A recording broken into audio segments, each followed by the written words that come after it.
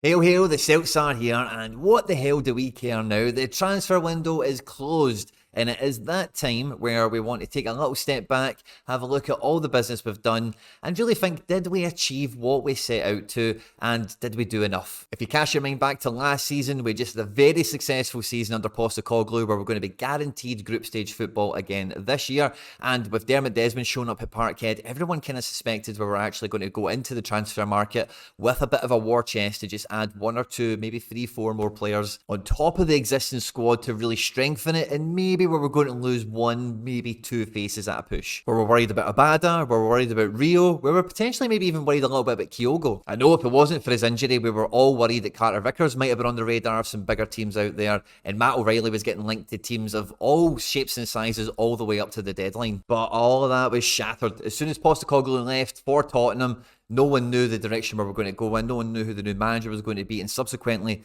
whatever the next steps were they going to follow on the same plan that we had laid out? And I've got to say, overall, I thought the club acted swift enough in appointing Brendan Rodgers as the new Celtic manager. And, you know, Celts are here. We were invited into the fan media press conference when the manager was unveiled. And I got to ask him, what can you tell fans like myself, like, to reassure us that the transfer business this summer will stay on the same kind of level it's been at over the last 2 seasons?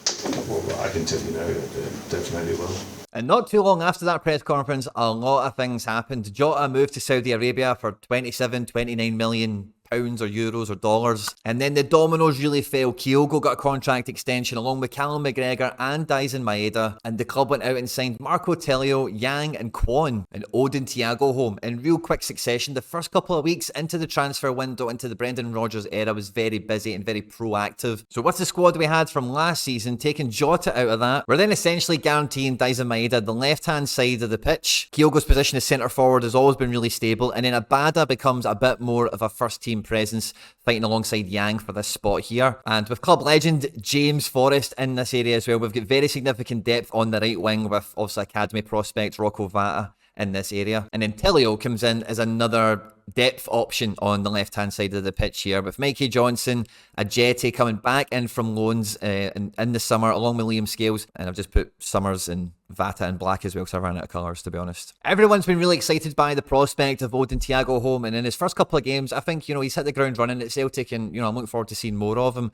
So there's never any problem with adding in somebody like him into the squad. But Quan coming in here just feels very unnecessary, to say the least, especially since we've got Gucci out on loan in Japan as well, who also plays in this position, and that didn't really work out too well. And towards the back end of last season, and I could, you know, it was quite clear to see from Brendan Rodgers' pre-season games, Yuki Kobayashi didn't do much to really enamour himself and keep his kind of squad position in the team, as it were, whereas I feel Stephen Welsh really did, and he has seen a contract extension. Scales was expected by most to be sold and loaned out, and obviously, you know, that's kind of changed at this point. I forgot to mention, of course, Moy is retired. We all expected Celtic to reinforce its centre-back this summer, because with Scales and Yuki Kobayashi both not seeming to be Champions League quality, Starfelt and Carter Vickers wouldn't be enough. And Mike Norovce was brought in kind of mid-transfer window to give us some of that extra defensive reinforcements, and I've been really impressed by the big man in his short time at Celtic, unfortunately injured at the moment, but he looks really good as a left centre-back, and I think he would have been really good competition to be pushing with Starfelt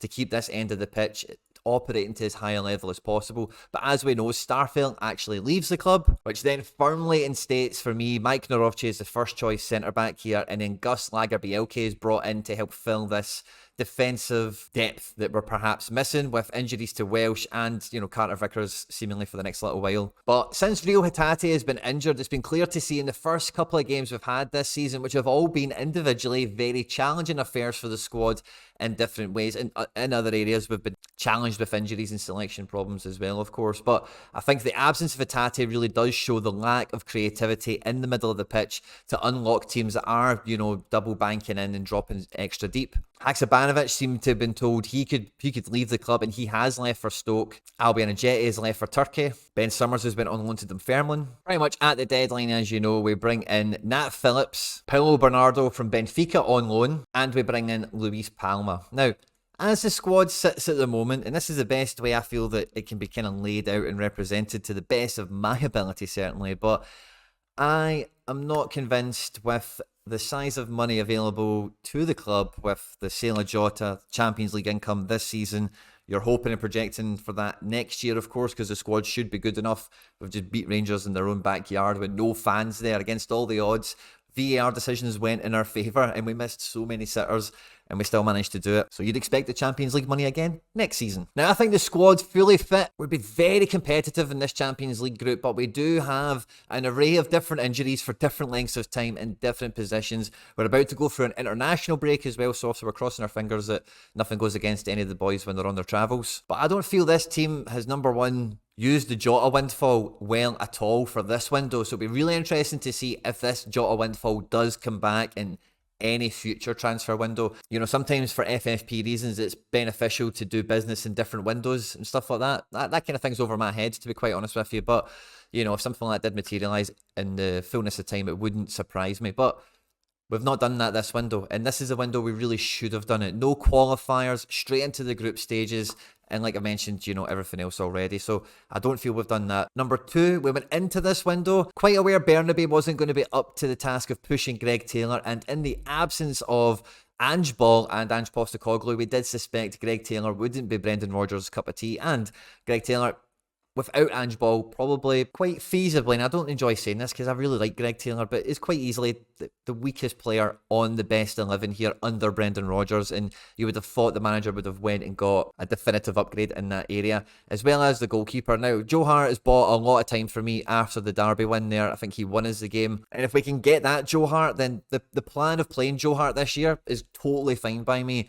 But up to this point, we've been worried that he's just not got that kind of game left in him. But he clearly does, and it's great to see. And, you know, whatever. That's a bit of a gamble, but that they've taken to this point and maybe still continue to take that gamble even through the season. Maybe one performance doesn't change that much. Who knows? I think it could.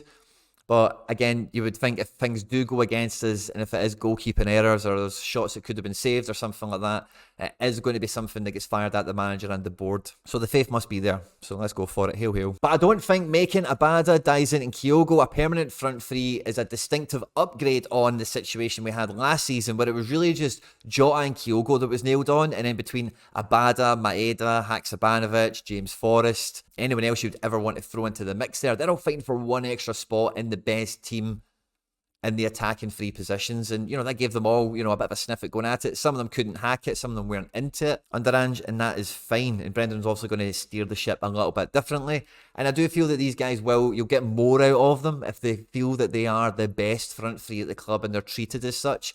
But they all do lack that little bit of invention that Jota had, and that all good attack lines in European football, it might not be in the front three, you might find it in midfield, but we don't have it in midfield, so we kind of need it in the front three, is someone that can do that something a little bit different like a Jota could, you know. Key player in the sense that they can unlock the door. They are the key to opening the door and getting the goals. But Abada likes to play on the front foot, likes to run at people into space. Kyogo, we all know what he plays like, of course, and Dyson is just running on nuclear power. The full match, he just doesn't stop. He goes everywhere, does everything for the team, and is perhaps lacking a little bit of finesse and technique at moments. But Bernardo, Luis Palma, Lagerbielke, Navroche, Holm, Yang, Tilio. Sure, there's high hopes for a lot of these guys, and I think Navroche and Holm are probably quite safe bets to be good Celtic players and have a good career with us.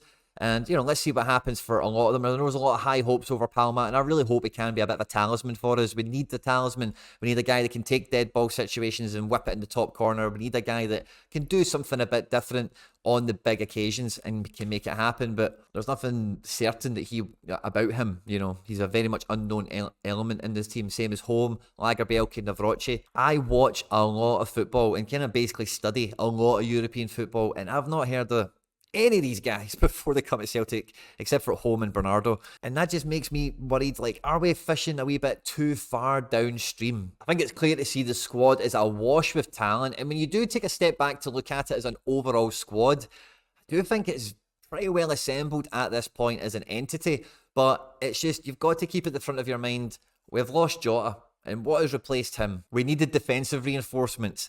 Have we got them? And we wanted to sign a midfield solution that we feel would help us get the best out of Captain McGregor. So between those things, I'm not sure the transfer business this summer has been up to standard with what we've had over the last 2 or 3 windows. Obviously, the Jota sale wasn't planned this summer. I don't think any of us at the club expected that Jota would be swept away to Saudi Arabia. You know, early in in the window, there was about half a dozen Celtic players that were more worried about losing in this transfer window. And if you put Jota back into this team, for example, I think it just makes it look totally different. I think if we didn't sell Jota this window and we'd done everything else as it's happened, I think this squad is, I can't even think how to quantify it, but firm levels, more dangerous against more opponents at the top end of our game, Champions League, and playing against them. When it comes to transfer business now, what I'm going to be paying attention to is exactly everyone in the squad. What contribution are they making to the team? You know, are they featuring on the bench? Are they giving us significant minutes? Are they making a useful impact on the game when we're winning matches, or if we need to, you know, turn a result around we're thinking about in Europe? Or are they helping us in the cups and stuff like that? Because once we get to January, if we're in European football after Christmas, there's going to be all eyes on the January transfer window. And I want to know, and I want to feel confident at thinking about where is this squad and what is it we need when we get to that point in the window, because there's so many different people here. There's so many different types of players that are in this squad that as the games come thick and fast, guys are coming back from injury, other guys are getting suspended, somebody else is injured, something else has happened. These things are going to continue to roll on between now and the end of the Champions League group stages. I hope Brendan and the club have done enough with the squad that they've got here that they can take us into the group stages and get the amount of points required to keep us in Europe, which is the goal after Christmas. Let me know in the comment section down below, what do you think? Is this squad good enough to get us into European football after Christmas? I'll be really interested to catch the comment section down below. If you've enjoyed the content, please do hit the like button. Don't forget to subscribe to the channel for more content like this on screen and now with some other stuff that we've made that YouTube thinks you might enjoy. Hail, hail.